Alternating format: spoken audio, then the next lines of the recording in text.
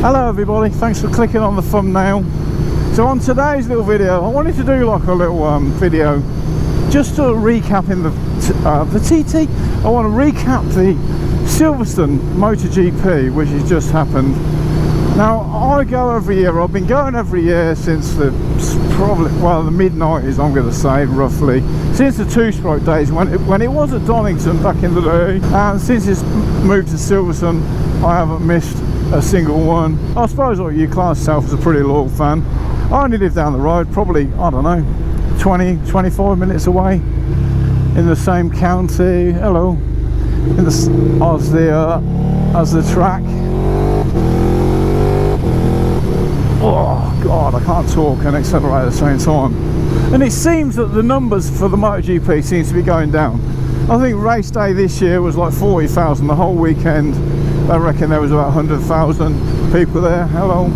So 100,000 people over the whole weekend, Friday, Saturday, Sunday, is pretty pitiful. You get a lot of negativity on social media, obviously. You do on every single subject, so why would the MotoGP be any different? People saying it's too expensive. Oh, it's way too expensive. I'll sooner go to Spain, it's half the price. It's like, yeah, it might be half the price to get in Spain, but you know, you got to get there and you got to get back, you got to get hotels and so it works out probably more expensive, but you do get a Spanish holiday at the same time. So I get all that, which is great, but we're not on about comparing it to Spain or Italy. We're on about the British GP at Silverstone. So I don't think it's expensive. I mean, I think the tickets this year for the weekend was 120, 125 or whatever they were. Go with 120 for argument's sake. So around about 120 quid, you get a full day, Friday, Saturday and Sunday, which I don't think is too bad. If you was to pay on the gate to get in on Sunday, it's like 100 quid or whatever to get in on the gate. But why would you do that? If you know you're going to go, then just buy a ticket in advance and it's a lot cheaper. So I'm not buying the fact that it's too expensive. I'm quite happy for 120 quid for the weekend. Okay, I don't have to stay over. So if you factor in, like I just said about the Spanish one, if you're coming from afar and you've got to stay over for the weekend, yeah, then apparently the camping's quite expensive and the hotels round about are going to be mega expensive. So I get all that. So price may be of an issue. I'm not totally dismissing it, but I think more to the point from my perspective, the racing is the racing. It's good. It doesn't matter what country you're in, what track you're on. The same riders are going around the track at a million mile an hour. The racing's excellent. The viewing is not particularly brilliant. It's not the best viewing track. People say, oh, you should have it back at Donington. It's like, mate, really? I mean, have you been to Donington and then Silverstone? Donington is quite small. I think the MotoGP bikes have outgrown Donington. The last time they was at Donington, I think they were lapping in the 130s. And now if you look at Top Rack the other week, and his best lap was a 124 something or other.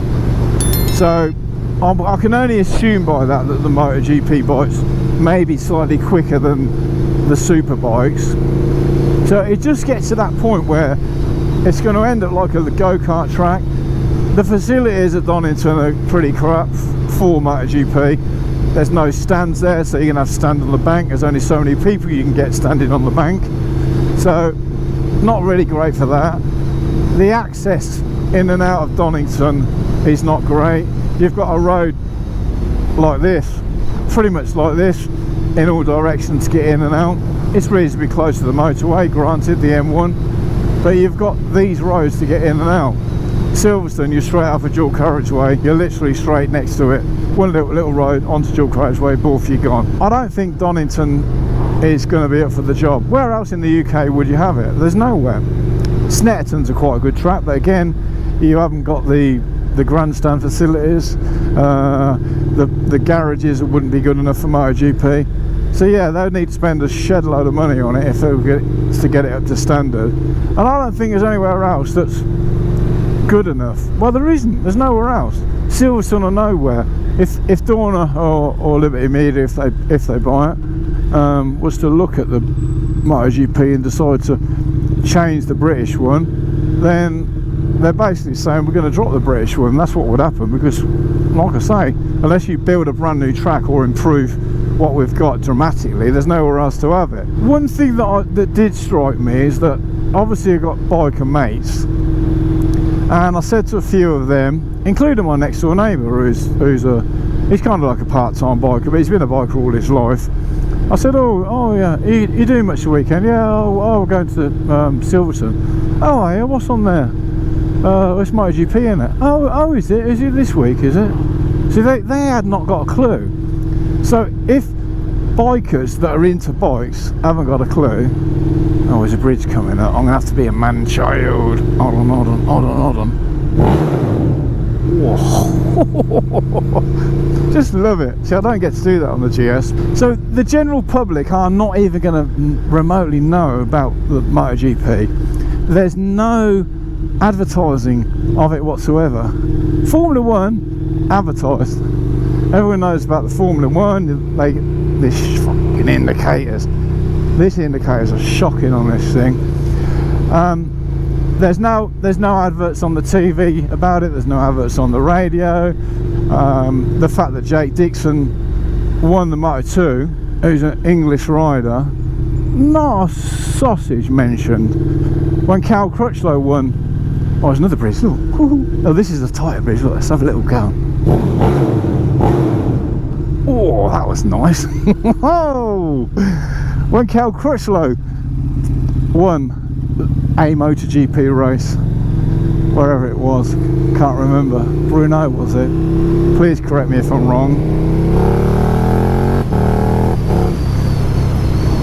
He was the first British rider to win a MotoGP race since Barry Sheene about a million years ago. Now you think that will be all over the news at 10, wouldn't you? The radio and everything else. No. Oh, Lewis Hamilton is on pole for next week's F1. It's like, yeah, so what about Cal Crutchlow? What about Jake Dixon? So basically, the MotoGP does not get any coverage in the media whatsoever. So if it's not getting any coverage, you're not getting any adverts, then people are not going to know about it, are they? So I think that's a big thing, a big red flag that suggests that they should advertise it if they want people to go. It's like, you know, how are people going to know about it? So there's that. The other thing as well, I think because the crowds are going down every year, then the off-track experience of the MotoGP, so all the things you can see when there's no racing on, which there is big sort of lulls in action.